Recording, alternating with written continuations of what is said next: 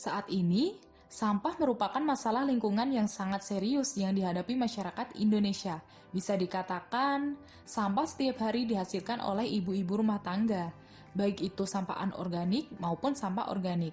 Namun, yang memprihatinkan adalah sampah-sampah yang dihasilkan tersebut dibuang sembarangan di berbagai tempat, dan efeknya akan merusak lingkungan yang ada di sekitarnya.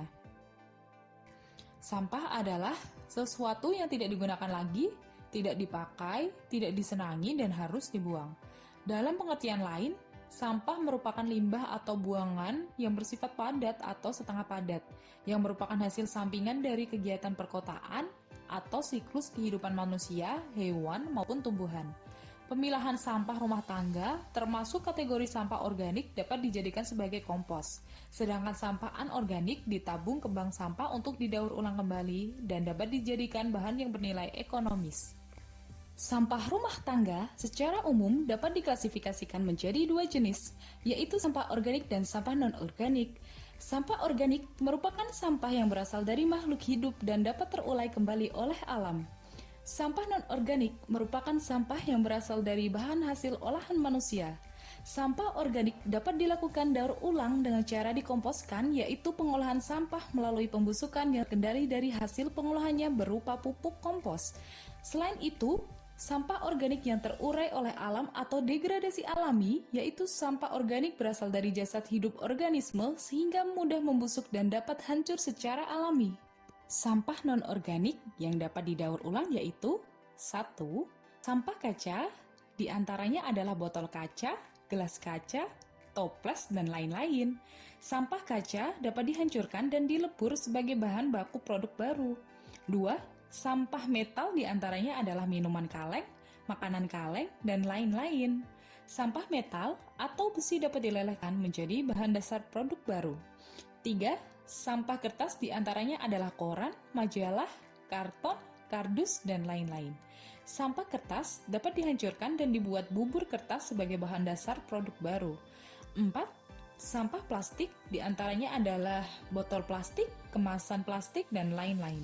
Sampah plastik dapat dilelehkan menjadi biji plastik sebagai bahan dasar produk baru. Bank sampah merupakan suatu sistem pengelolaan sampah kering secara kolektif yang mendorong masyarakat untuk berperan aktif di dalamnya.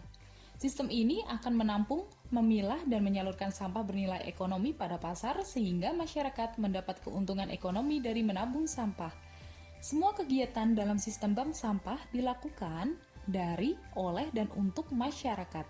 Seperti halnya bank konvensional, bank sampah memiliki sistem manajerial yang operasionalnya dilakukan oleh masyarakat. Bank sampah bisa memberikan manfaat ekonomi untuk masyarakat.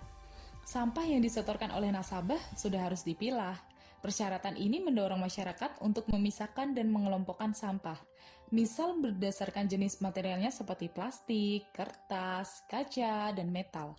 Jadi, bank sampah akan menciptakan budaya baru agar masyarakat mau memilah sampah.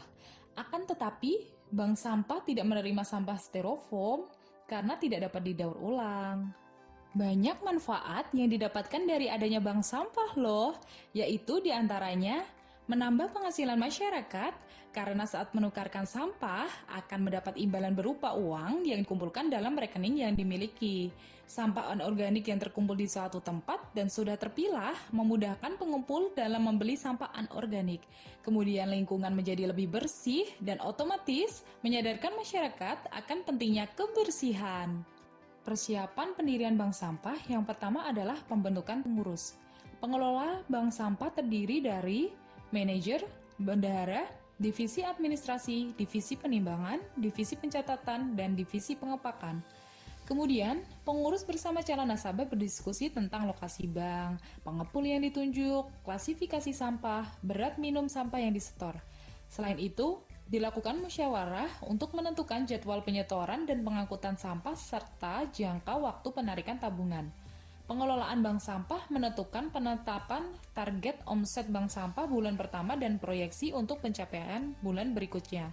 Pengelolaan sampah adalah semua kegiatan yang dilakukan untuk menangani sampah sejak ditimbulkan sampai dengan pembuangan akhir. Kegiatan pengelolaan sampah meliputi pengendalian timbulan sampah, pengumpulan sampah, pengangkutan, pengolahan, dan pembuangan akhir. Dalam pengertian lain, pengelolaan sampah merupakan usaha untuk mengatur atau mengelola sampah dari proses pengumpulan, pemindahan, pengangkutan, pengolahan, hingga pembuangan akhir. Pengembangan bank sampah dengan sistem yang telah berjalan dalam waktu yang signifikan memiliki potensi ekonomis yang teramat besar dengan pengelolaan keuangan yang baik. Di masa depan, bank sampah memiliki potensi pengembangan yaitu sebagai 1. Unit usaha simpan pinjam. Di antaranya, dana dapat dipinjamkan dari omset bank sampah. Pengembalian pinjaman bisa dilakukan dengan cara mencicil dalam jangka waktu tertentu. Pengembalian pinjaman dengan uang yang tersimpan di tabungan bank sampah atau dengan menabung sampah. 2. Unit usaha sembako, yaitu pemesanan sembako bisa dilakukan saat penyetoran sampah.